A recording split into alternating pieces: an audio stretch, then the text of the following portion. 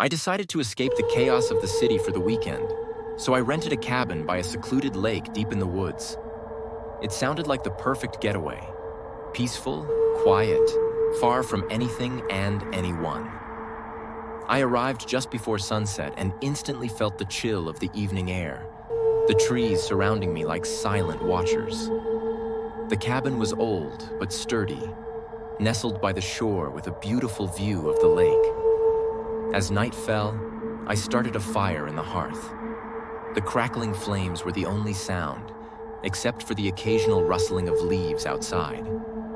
I made a cup of tea and settled into a chair, looking out the window. The moon was full, casting an eerie glow on the water. Around midnight, I heard something. Soft footsteps crunching on the forest floor. I froze, listening. No wind, no animals, just the unmistakable sound of someone walking outside. I grabbed the flashlight and cautiously approached the door, peering through the small crack. Nothing. No one in sight. I convinced myself it was just an animal, but my unease lingered. I locked the door and decided to go to bed, but sleep didn't come.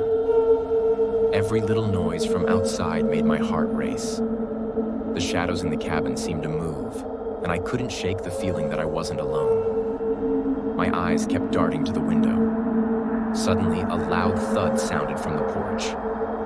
I jumped to my feet, the floor creaking beneath me. I slowly crept to the door again, but this time, my hand hovered over the knob. Was I imagining this? Was I really alone? The thud came again, louder this time, as if something or someone was banging against the cabin. My breath caught. I opened the door a crack. The beam of light from my flashlight cut through the darkness, revealing only the empty porch, the lake shimmering faintly in the distance. No one was there. But then, I noticed something on the ground. Muddy footprints leading away from the porch and down toward the water. I shut the door, my hands trembling. The footprints looked fresh, like they had been made only minutes ago. But how had I not heard anyone walking up to the cabin? It didn't make sense. I leaned against the door, heart pounding, staring at the footprints through the window. Then I heard it again. A soft knock at the back of the cabin. My blood ran cold. No one should be there.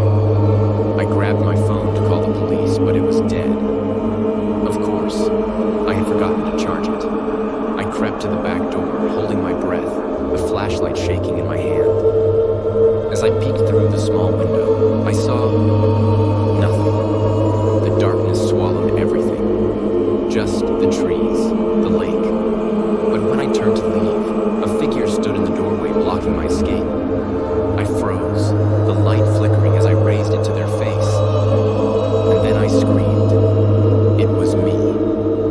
The reflection in the window was me, but not quite.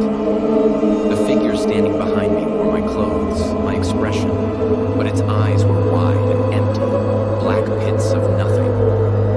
I turned around to face the real me standing there, but when I looked again, the reflection was gone.